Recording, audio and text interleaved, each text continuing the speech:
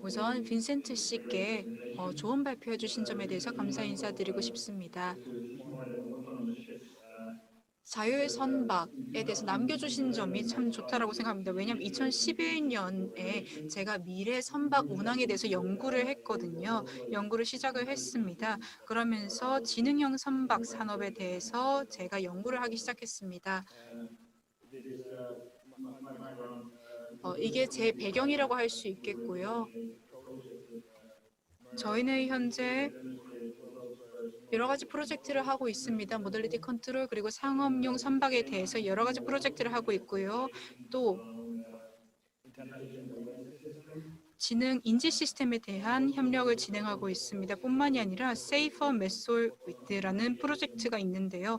자동 내비게이션, 자동 항법 프로젝트입니다. 핀페리와 함께 진행한 프로젝트고요. 자동 상업, 선박 시연을 했던 프로젝트였습니다. 뿐만이 아니라 이런 자율주행 선박 그리고 이 선박이 나머지 물류체인과 함께 커뮤니케이션을 하는 것들에 대해서 연구를 하고 있습니다. 빈센트 씨가 얘기를 했던 이런 디지털 교류가 점점 더 연구가 되고 있고요. 이런 상황에서 어웨이크 AI가 창설이 되게 된 것입니다. 어웨이크 AI는 성장 엔진이라고 하겠습니다. 스마트 항구 그리고 해운 부문에 있어서의 AI 기업입니다. 저희는 지속 가능하고 지능성 있는 지능적인 해운 부문을 만드는 것입니다. 현재 저희는 글로벌 항만 해운 분야에서 나오는 CO2 배출량이 저희가 조금 더 스마트하게 환경 파트너들과 함께 한다면 10%가 줄어들 수 있을 것으로 보고 있습니다. AI는 2018년 10월에 만들어졌습니다. 2년 전에 만들어졌죠. 이를 통해 스마트 항구 그리고 해운을 위한 플랫폼을 만들고 있습니다. 우리는 해양 분야에 있어서의 여러 가지 물류라던가 문제를 인지를 하고 있습니다. 스마트 해운 그리고 자동 물류에 대해서도 마찬가지, 해운에 대해서도 마찬가지입니다. 저희는 실질 상황 인지 솔루션을 개발을 하면서 해양 관련 행위자에게 많은 서비스를 제공하고 있습니다. 제 기업 회사는 이렇게 마치도록 하겠습니다. 감사합니다. 간단하게 이번 저희를 초대해 주신 조직위원회에 감사드립니다. 저는 마이클 킴입니다. 오비털 인사이트의 아태지역 총괄 대표입니다. 저희는 AI 지리 정보를 제공하는 회사입니다. 저희 플랫폼은 먼저 모바일 로케이션 데이터를 분석하고요. 또 위성 이미지 그리고 AI 쇼핑 데이터를 분석합니다. 저희는 구글 벤처의 투자를 받습니다. 저희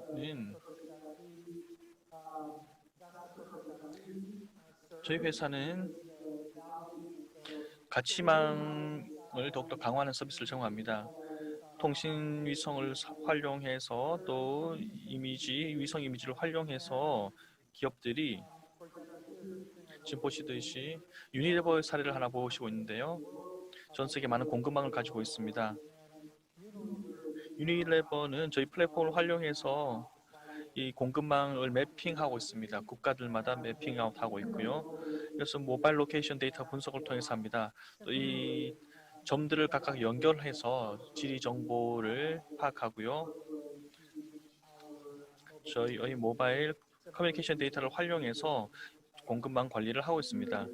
지금 보시는 사례는요, AI에서 쇼핑 데이터인데요. 중국 원유 현황을 볼 수 있고요. 미국 중국의 무역 전쟁이 있을 때 이 석유 원유의 미중 흐름이 변화한 것을 볼 수 있습니다. 이것을 보면 중국과 미국과의 거래 현황이 변하고 있다는 것을 알 수 있습니다. 그래서 이런 데이터를 보시면 매크로 데이터를 보시면서 중요한 또 그리고 지상 수준에서 또 매크로 수준에서 또 좀 높은 고도에서 데이터를 분석하면서 예측을 할 수 있습니다. 또 AI 컴퓨터 비전을 활용해서 디텍션 알고리즘을 활용하고요. 공항 정보를 파악합니다.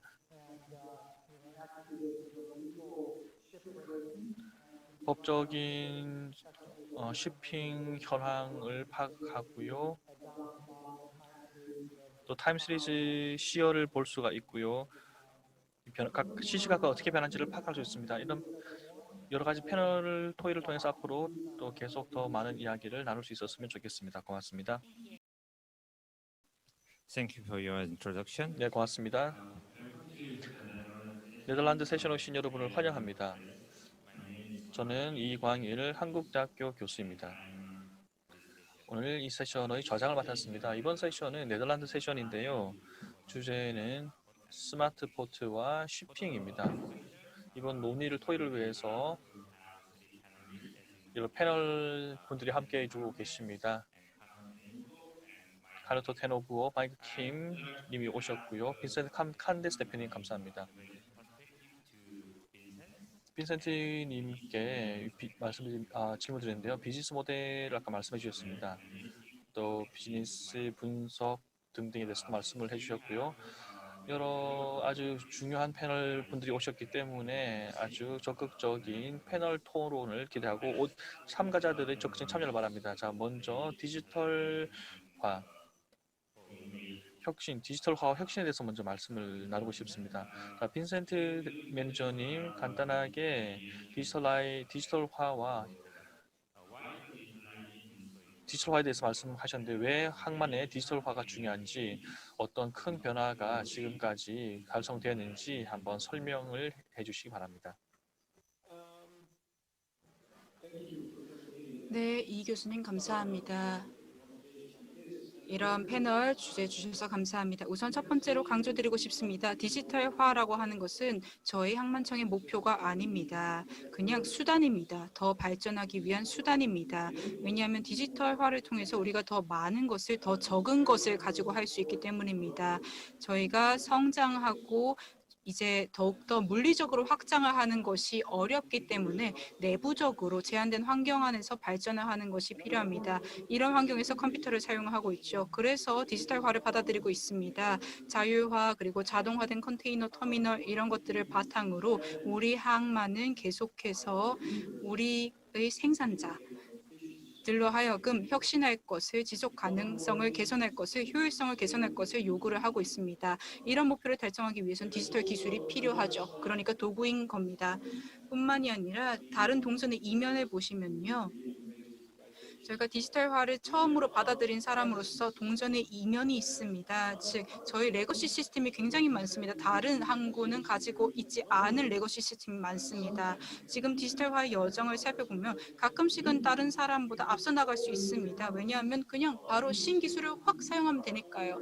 우리 같은 경우는 레거시 시스템이 있기 때문에 좀 오래된 디지털 기술을 사용해야 되는 측면이 있습니다. 즉 긍정적인 측면과 조금 생각보다 속도가 나지 않는 측면도 있다고 하겠습니다. 네, 자 그렇다면 가장 중요한 디지털화에 있어서 가장 중요한 것은 무엇이었고 가장 중요한 도전 과제는 무엇이었는지 설명해 주시면 감사하겠습니다. 네, 가장 어려운 점 중 하나를 꼽으려면 어떻게 하면 제대로 된 데이터를 안정적으로 안전하게 표준화된 방식으로 제대로 된 공간에서 제대로 된 시점에 받을 수 있는지의 문제라고 하겠습니다. 제가 발표에서도 이야기를 했지만 디지털 트윈이 이 점에 있어서 도움이 될 거라고 생각을 합니다. 그리고 또 어려운 점이 있다면 어떻게 하면 모든 사람들이 이런 신기술을 활용할 수 있도록 할 수 있을까의 문제입니다.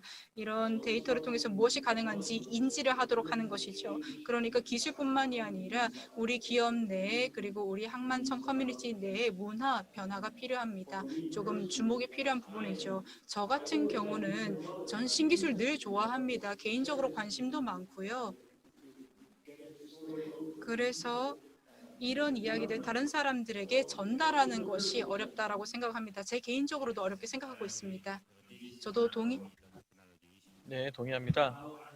자, 그러면 이제 카르노 테노브 대표님께 항만 물류에 있어서 많은 솔루션을 스마트 shipping이라든지 선박 자율화에 대해서 제공하고 있습니다. 그렇다면 이러한 항만 물류의 특성을 좀 더 설명해 주시고 또 이 물류에 있어서 자율화의 특성에 대해서 말씀해 주십시오. 네, 쉽게 말씀을 드릴 수 있을지 모르겠습니다. 조금 개괄적인 측면에서 보자면은 일단 바다를 통해서 이루어지는 물류는 해상 물류라고 볼 수 있겠고요. 그리고 또 선정 양에 대해서 제한이 좀 적죠. 전 세계적으로 이 해상 물류라는 것이 글로벌 무역이라던가 혹은 제조업 공급망 측면에 있어서 중추적인 역할을 하고 있는 것으로 여겨지고 있습니다. 전 세계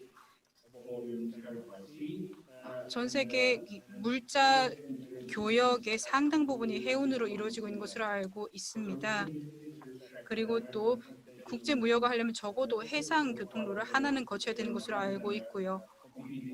그러니까 서로 경쟁하는 것보다 이제 육상 물류와 경쟁하는 것이 아니라 상생하는 것이다라는 시각을 저는 개인적으로 가지고 있고요. 조금 개괄적으로 보자면은 실제 항해 그리고 기항이 있습니다. 물론 이 차이를 물어볼 수도 있겠습니다. 실제 항해와 기항의 차이가 무엇인지. 우선 첫 번째로는 물류 체인에 분절화가 일어난다라는 겁니다. 제가 파악한 것이 한 20개, 30개 이상의 각기 다른 조직이 이런 물류 카고라던가 혹은 이 물류를 거래함에 있어서 교역함에 있어서 개입할 수 있습니다. 이렇게 굉장히 분절화가 되어 있기 때문에 마진도 낮아지고 비용은 높아지고 그리고 필요한 것보다 배출량도 더욱더 높아집니다. 육상 물류 같은 경우도 분절화가 되어 있지만 해양 물류만큼 심하지는 않습니다. 그리고 또 육상의 디지털화는 해상보다 좀 더 많이 발전된 측면이 있죠. 말해서 그렇다면 우리가 기대할 수 있는 이 시스템으로 기대할 수 있는 큰 사례 좀 더 쉽게 설명해 주시기 바랍니다. 저희 시스템을 통해서 알 수 있는 것은요. 우리는 하루 혹은 이틀 뒤에 나타날 일이 무엇인지밖에 알지 못합니다. 지금 현재 상황이 어떤지, 어떤 서비스가 있는지, 서비스가 어떻게 되고 있는지, 그리고 턴어라운드 타임을 어떻게 최적화할 수 있고 조직할 수 있을지 알 수 있는데요. 우리는 AI 기업으로서 이런 하루 이틀을 내다보는 것이 아니라 거의 수주에 가깝게 예측할 수 있도록 합니다. 예를 들어 보자면요. 예를 들어서 각기 다른 프로세스가 언제 시작되고 언제 멈출 것인지 이런 것들을 예측할 수 있습니다. 저희가 벤치마크를 가지고 있어서 80% 이상의 정확성을 다른 소스 대비 확보를 할 수 있고요. 뿐만이 아니라 앞으로 무엇이 가능할 것인지에 대한 예측을 AI를 기반으로 어느 정도 할 수 있습니다. 이게 조금 변화라고 하겠습니다. 네, 그렇다면 가장 중요한 요소는 디지털화에 있어서 가장 중요한 이러한 서비스를 이해하는 데 있어서 가장 큰 중요한 도전 과제는 무엇이 있습니까? 빈센트 씨가 이야기를 한 것 같습니다. 도전 과제 중 하나는 바로 디지털화, 이 해양 물류의 디지털화가 인프라 측면에서는 이루어지고 있습니다. 빈센트 씨가 말씀을 해주셨죠. 항구 시스템, 선박 시스템, 그리고 물류 시스템 측면에서 전반적으로 디지털화가 이루어지고 있습니다. 인프라는 여기에서 센서 그리고 포트 항만 지역을 감지하는 것에 되어 있고요. 포트 항만 쪽을 보시면 어웨이크 플랫폼이 이 바다에 대한 데이터 그리고 날씨 상황에 대한 데이터 그리고 이런 여러 가지 정보 그리고 항만 정보의 가용성 그리고 물류 흐름 이런 모든 가용한 데이터를 결합을 해서 제공을 합니다. 그래서 항만청이나 선주나 터미널 운영자 그리고 이 물류를 담당하는 사람, 짐을 관리하는 사람들이 조금 더 잘 오퍼레이션 할 수 있도록 합니다. 뿐만이 아니라 조금 더 스마트하게 모든 행위자들이 똑같이 캐펙스를 가지고 하는 것이 아니라 좀 더 스마트하게 운영을 할 수 있도록 하고 있습니다. 그리고 뿐만 아니라 비용 그리고 배출량 측면에서도 개선이 될 수 있도록 하고 있습니다. 물론 모든 사람들이 똑같은 것을 혁신을 할 수 없기 때문에 맞춤형으로 제공하고 있습니다. 네, 어려운 문제처럼 들립니다. 굉장히 어렵네요. 다음으로는 비즈니스 분석 측면을 살펴보겠습니다. 이제 마이크 쉽게 질문해 볼 텐데요. 어떤 데이터를 활용하시는지 그리고 어떠한 정보를 활용해서 그 고객들에게 제공하시는지 설명해 주시기 바랍니다. 네, 저희는 데이터 센서를 통해서 이 위성 이미지를 모바일 로케이션 데이터를 또 AI 쉬핑 데이터를 제공합니다. 이 세 가지를 주요하게 제공하고요. 또 이것들을 플랫폼으로 제공합니다. 저희 고객들에게 고골한 시스템으로 제공하고요. 이 고객들은 이것을 분석해서 최상의 사례 베스트 케이스 시나리오를 만들어낼 수 있습니다. 그렇게 하기 위해서 저희에게 일일별로 주별로 질문하고요. 이 플랫폼에서 이런 데이터를 활용하게 되면 그 고객들은 그 자기들이 방문하는 지역의 정보를 알 수가 있고요. 또 연결성을 보면 전 세계 원유 흐름을 파악할 수가 있습니다. 또 유저들이 그런 데이터를 활용할 수가 있고요. 또 다른 저희가 제공하는 서비스 중에 하나는요. AI 마이닝 데이터를 활용해서 항만에 제공합니다. 예를 들어서 호주에서는 어떤 원자재, 어떤 광산이 있는지 매일매일 데이터들이 업데이트 되거든요. 이것을 예측하면서 광산, 그 톤, 그리고 생산량 등등을 예측을 합니다. 이러한 통찰력이 있으면 그 데이터는 통합되어서 이러한 방식으로 활용될 수 있습니다. 바로 이런 것들이 그 선박 디텍션이라든지 파키스탄에 있는 선박 디텍션이라든지 이런 것들을 활용하고요. 컴퓨터 비전 기술도 활용하고요. AI 쉽 데이터를 활용하고요. 이렇게 되면 그 선박 어디서 감지했는지 어디서 비컨이 켜졌는지를 알 수 있습니다. 미국 정부의 경우에 있어서는요. 항만 정보를 제공합니다. 최근 한 평가 있었는데요. 부동산 평 애널리틱스가 있었습니다. 이것을 항만 수준으로도 적용할 수 있었고요.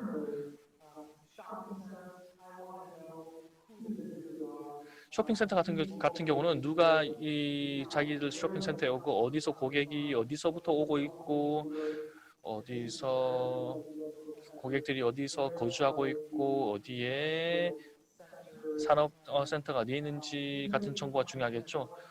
어떤 나라의 사람들이 국가에서도 어떤 나라에서 사람들이 오는지를 아는 것도 중요할 수 있는 것처럼요. 그래서 이런 동일한 부동산 분석을 항만에도 적용하는 것입니다. 이런 것들을 통해서 유용한 인사이트를 얻을 수가 있습니다. 네, 그렇다면 한국에서 어떤 항만 전략이 있어서 아시아에서는 어떤 사례가 있습니까? 네, 한국에서는요, 아시아 태평양 지역에 일본을 통해서 진입했습니다. 저는 지금 도쿄에 있는데요. 일본에서 해외 투자자들을 유치를 하고 있고요. 또 해외 파트너들, 리셀러들, 그리고 다양한 고객들이 있습니다. 정부뿐만 아니라 상업적 공개도 있고요. 일본 이후에 저희 전략은 한국으로 진출하는 것이고요. 많은 유사성이 있는 것으로 알고 있습니다. 한국 정부와도 협력하고 있습니다. 한국 정부가 이미 저희 고객이고요. 현재 산업 쪽으로 관계를 구축하고 있습니다. 제 첫 번째 목표는요. 한국 파트너들을 찾아서 대기업들 파트너들을 찾아서 기술을 전수하고 한국에 재벌들이 있으니까요. 그것이 저희 전략입니다. 한국의 항만 전략에 있어서는요. 태지역을 보면 항만 분석 자료를 제공을 하는 것이 목표고요. 모든 것을 해결할 수는 물론 없을 것입니다. 저희가 할 수 있는 좀 높은 고도에서 할 수 있는 높은 고도 데이터를 할 수 있는 일이 있을 거고요. 또 비용 효율적인 부분도 좀 있을 것이고요. 하지만 이런 것들을 항만을 대상으로 제공할 것이고요. 남진아해 같은 경우도 중요한 토픽입니다. 이러한 동일한 아날리틱스를 제공해서 많은 나라들과 많은 사람들, 그래서 정부들이 관심을 갖기를 원합니다. 네. 자, 이제 AI 토픽으로 전환해 보겠습니다. 간단하게 제가 최근에 스마트 쇼핑 컨퍼런스에 대해서 관심을 갖게 된데요. 자, 어떤 이런 이슈에 대해서 어떤 활동을 여러분들이 지원하고 계신가요? 네, 우선 처음 마이크 로테르담 항만청이 굉장히 좋은 입지에 있다고 생각하는데 그 점에 대해서 나중에 말씀을 드리고요. 그 다음에 자율 그리고 스마트 쇼핑 같은 경우에 저희가는 가능한 최상의 시설을 제공하고 싶습니다. 미래의 선박을 위해서요. 이런 선박이 로테르담 항을 방문함에 있어서 최고의 시설을 누릴 수 있었으면 좋겠고요. 더욱더 크고 스마트한 자율 선박 같은 경우에는 항만청의 데이터가 있어야지 안전하게 항구 내에서 항해가 가능할 겁니다. 이런 데이터 하지만 날씨의 데이터 그리고 항만 내 규칙과 규제 관련 데이터는 우리가 이런 선박에게 우리가 같이 제공할 수 있는 데이터입니다. 이런 데이터를 우리 인프라를 통해서 얻어서 선박에게 제공할 수 있고 이를 바탕으로 선박이 우리 컨디션에 맞추어서 경로를 계획을 할 수 있겠죠. 물론 우리가 선박을 건조하거나 운영할 생각은 없습니다. 그래서 이런 변화를 통해서 이 선박이 미래에 대해서 준비를 할 수 있도록 하고 있습니다. IMO라던가 이아라라던가 IAPH라던가 ITO 같은 굉장히 활발한 국제사회 기관과 함께 활동하고 있습니다. 뿐만이 아닙니다. Awake AI와 같은 민간 기업과도 함께 협력하고 있습니다. 저 개인적으로도 카르노시를 알고 있고요. 뿐만이 아니라 해양 엔지니어링 그리고 해운 관련해서 저희가 여러 가지 이야기를 나누고 있습니다. 심도 있는 대화를 나누면서 서로의 관점을 통해서 배우고 있습니다. 자율 그리고 스마트 선박에 대해서요. 이런 것들은 국제위원회에서는 얻을 수 없는 부분입니다. 실질적으로 1대1 관계를 통해서만 배울 수 있는 인사이트입니다. 파트너들과 함께 1대1로 교류를 해야 하죠. 이런 직접적인 파트너십 을 통해서 우리가 조금 더 깊이 있게 유즈 케이스를 탐험해보고 테스트를 할 수 있습니다. 혼자서 할 수 없는 테스팅을 할 수 있는 겁니다. 항만청 혼자서 이런 테스트를 할 수 없고 제 파트너도 마찬가지입니다. 뭐 선주라던가 선박 건조업체 혼자서 할 수 있는 테스트가 없습니다. 그렇기 때문에 생태계가 필요합니다. 스마트 선박이 우리 항만에 와서 가치를 얻어가게 하려면 우리 혼자서는 안 됩니다. 그래서 서로와 협력하고 서로의 일을 아는 게 중요합니다. 네, 한국 또한 자율 선박을 만들어 나가고 있습니다. 그래서 긴밀한 협력을 노테르담 항과도 할 수 있기를 기대하고 있습니다. 네, 저도 지금 한국을 면밀하게 살펴보고 있습니다. 감사합니다. 네. 또 많은 사람들이 AI 기술과 디지털화가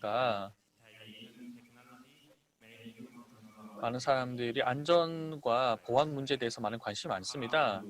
어떻게 이 안전성과 보안을 보장하시는지요?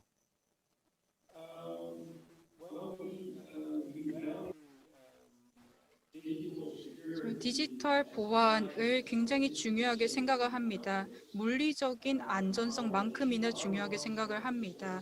저희 또한 사이버 리질리언스 오피서가 굉장히 높은 급에 있기도 합니다. 많은 시간을 들여서 포트 지역, 항만 지역에서 활동하는 모든 산업 업체가 사이버 안보의 중요성에 대해서 이해하도록 하고 있습니다. 뿐만이 아니라 이들 업체의 성숙도, 인지도를 높이고자 노력하고 있습니다. 즉 디지털 보안은 저희가 굉장히 중요하게 생각하는 부분입니다. 왜냐하면 디지털 보안은 우리 모두에게 영향을 주기 때문입니다. 기업의 대소 여부와는 상관이 없습니다. 시스템이 모두 연결되어 있고 한 사건이 발생할 때 그 여파가 굉장히 클 수 있기 때문입니다. 내부적인 기업 그리고 항만을 지원하는 기업 말고도 이 사이버 안보를 굉장히 중요한 요건으로 생각을 하면서 새로운 IT 시스템을 설치할 때 프로젝트를 할 때 감안을 하고 있습니다. 그래서 뭔가 좋은 기능성, 우리가 원하는 이런 기능이 있으면 좋겠다 이런 걸 생각하기 전에 이런 기능을 도입한다면 우리가 데이터를 안정적으로 보호할 수 있을 것인지 여부를 생각합니다. 우리가 데이터를 다른 이해 당사자에게 제공할 때 어떻게 안전하게 보낼 수 있을지 또한 생각합니다. 뿐만이 아니라 파트너 선택을 할 때도 그리고 시스템 을 선정할 때도 그 안전성을 바탕으로 선정을 합니다. 저는 이 디지털 안보 보안이라는 것이 우리 최우선 과제 중에 하나라고 생각을 하고요. 실제로 프로젝트를 시작을 하거나 아니면 뭔가 새로운 어플리케이션에 대해서 생각을 할 때는 시간이 굉장히 많이 걸리고 사람들이 그렇기 때문에 디지털 안보에 대해서는 깊게 생각을 하지 않습니다. 디지털 안보 뭐 재미있는 부분은 아니니까요. 하지만 나중에 생각을 해보면 마음에 안심이 됩니다. 디지털 안보에 대해서 생각을 할 필요가 없거나 아니면 사이버 위협에 대해서 걱정을 좀 덜 해도 된다라는 것은 마음의 안정을 주는 요소입니다. 그리고 마지막으로 저희가 항만청으로서 항만의 사이버 관리하는 오피서로서 저희가 통제실을 두고 있습니다. 항만청의 통제실은 국가 사이버 안보 실과 직통선을 가지고 있습니다. 그래서 서로서로 어떤 일이 일어나는지 알고 있습니다. 이게 디지털 안보가 중요하다는 사실을 입증해 주는 것 같습니다. 자, 이제 카누님께 묻겠습니다. 간단하게 서비스에 있어서 AI 시스템의 역할 그리고 어떠한 형태의 활동을 최근 기술에서 최근 추세는 무엇입니까? 스마트 쇼핑이라든지 자율 선박에 있어서요. 네, 많은 질문을 주셨습니다. 까먹기 전에 바로바로 이야기를 해야겠네요. 우선 첫 번째 질문, AI의 역할, 저희 서비스 내 AI 역할에 대한 질문이었습니다. AI 역할 첫 번째는요. 많은 행위자 그리고 데이터들을 지원을 합니다. 많은 행위자들이 개입을 하고 있고 가끔씩은 뭔가 변할 때 굉장히 인간이 분석하거나 최적화하기에는 너무나도 복잡한 경우가 많습니다. 예를 들어서 어떤 변화가 발생을 하고 있을 때 각기 다른 운영 시나리오를 예측하는 게 굉장히 중요할 때가 있습니다. 실시간은 아니라도 AI 없이는 실시간으로 예측하는 게 어려운데요. AI가 있으면 서비스가 언제 필요할 것인지, 무엇이 필요할 것인지를 예측할 수 있게 해줍니다. 이 시스템을 바탕으로 자동으로 어떤 태스크가 필요한지를 인간 오퍼레이터와의 교류 없이도 알려줍니다. 이런 AI가 어떤 행동을 해야 하는지, 조치를 취해야 하는지 인간의 개입 없이도 알려준다라는 것이 굉장히 높은 수준의 자율성이라고 생각을 합니다. 오늘날 이런 AI 시스템을 서로 비교를 해보자면 오늘날의 AI 시스템은 사실 보조적인 역할입니다. 대안을 제안하거나 가끔씩은 실제 제안 안에서 실행을 하는 정도죠. 그렇기 때문에 굉장히 높은 자율성을 확보하고 있다고 하겠습니다. 이게 개괄적인 상황이고요. 다른 방향으로도 머신러닝 에셋에 AI를 적용을 하고 있습니다. 저희 플랫폼에서 AI를 머신러닝 모델을 활용해서 소프트웨어 개발을 하고 있고요. 그리고 전처리, 스트럭처링 이런 것들을 데이터를 대상으로 진행하고 있습니다. 뿐만 아니라 머신러닝 모델을 만들어서 이런 예측을 하고 있기도 합니다. 각기 다른 프로세스의 시작 시간, 중단 시간, 그리고 컴퓨터 미션의 리소스 트래킹 이런 모든 것들에 머신러닝 모델을 적용하고 있습니다. 또한 항구의 여러 가지 에셋에 대해서도 마찬가지입니다. 비즈니스 분석도 대규모로 하고 있습니다. 이런 많은 것들을 AI를 통해서 하고 있습니다. 물론 자율 선박 그리고 스마트 선박에 대해서 이야기를 하자면 저희는 이런 솔루션을 굉장히 오랫동안 개발을 해왔습니다. 저희가 로테르담 항과 협력을 하면서 이 시스템을 근시일 내에 현실화하기 위해 노력을 하고 있고요. 이런 생태계, 즉 자율 솔루션을 운영을 하려고 하는 이 생태계가 있습니다. 2025년까지요. 지금 5년 남은 거죠. 이런 생태계에 참여하고 있습니다. 많은 일들이 일어나고 있습니다. 네, 이제 비즈니스 분석 측면에 있어서요. 마이크님, 우리가 그 AI 기술을 해양 분야에 도입함으로써 예상할 수 있는 그 변화가 어떤 것들이 있을까요? 먼저 큰 변화는 해양 분야에서 큰 변화는 앞으로 세부 조율이 생길 것입니다. 어떤 형태의 데이터를 활용할지에 대해서 있어서요. 저희는 저희 플랫폼을 2019년 5월에 런칭했습니다. 또 많은 채택이 많이 되는데요. 하지만 새롭게 하는 것은 또 한창 시간이 걸리죠. 비즈니스 인사이트들을 항만에서 프로젝트를 제 책상에서 바로 15분이면 진행해서 결과를 알 수 있습니다. 따라서 새로운 방식으로 의사결정할 수 있게 되는 것이죠. 이런 유지 케이스들의 세부 조율이 가능해질 것입니다. 더 좀 특정한 또 구체적으로 될 것이고요. 또 한 달 또는 한 분기마다 많은 변화가 만들어질 것이고요. 에너지라든지 금융 부분, 많은 회사들이 어떻게 하면 점점 어떻게 이런 것들을 직접 활용할 수 있을지에 대한 통찰력을 갖게 될 것입니다. 아까 역할에 대해서 말씀을 해주셨는데요. 빈센트님께서도 말씀하셨지만 많은 통찰이 있습니다.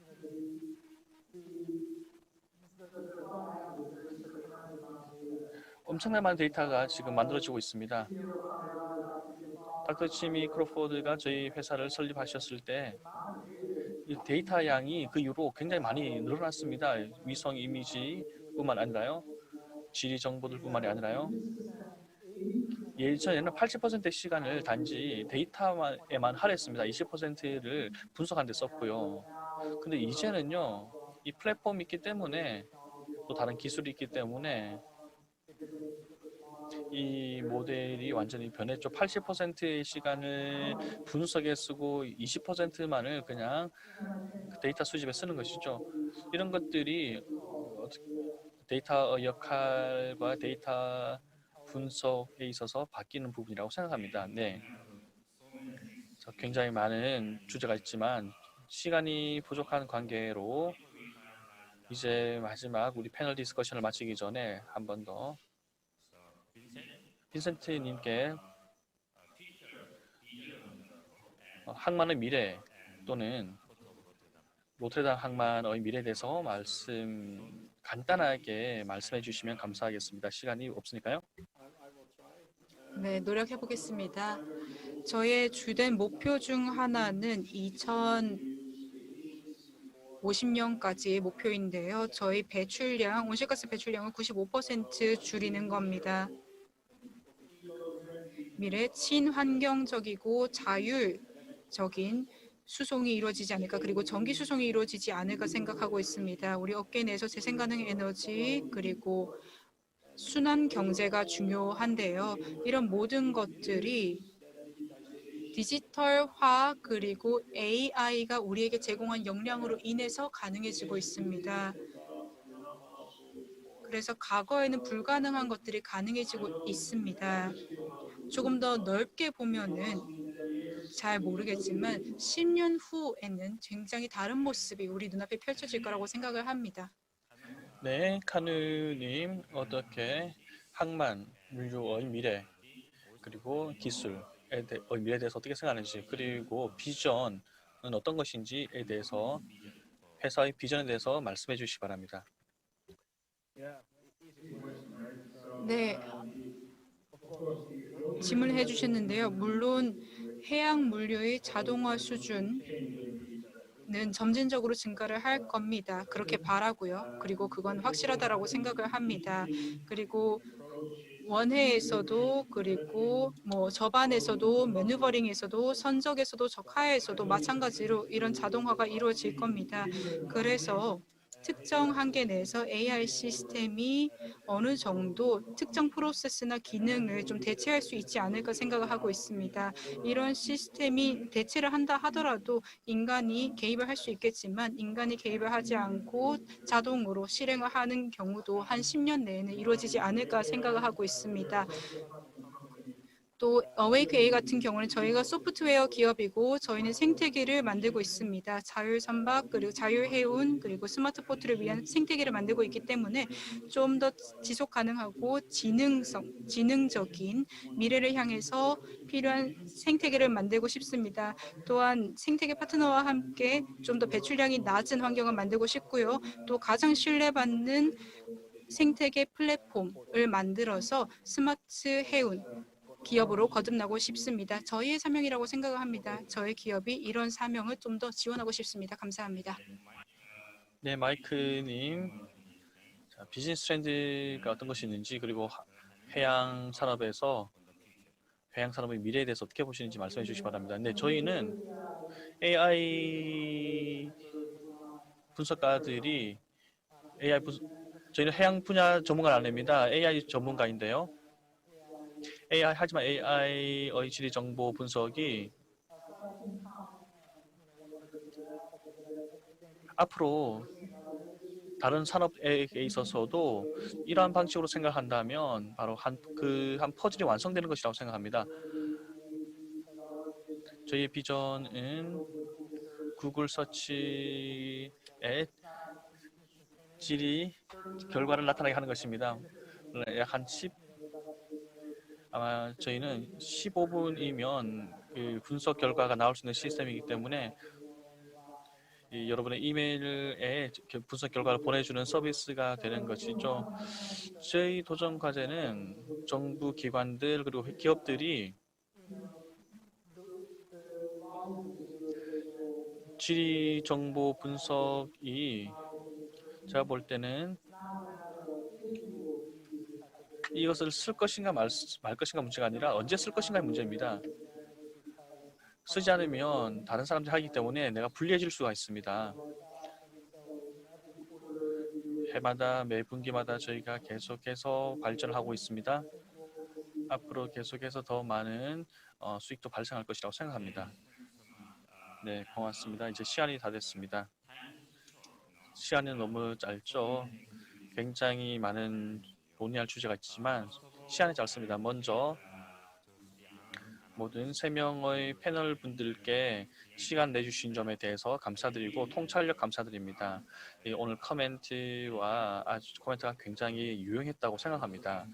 다시 또 저희 참가자들에게도 감사 말씀드립니다. 그리고 모든 이 행사를 마련해 주신 관계자분들께도 감사드립니다. 감사드리고요. 곧 여러분을 다시 언젠가 만나고 싶습니다. 고맙습니다.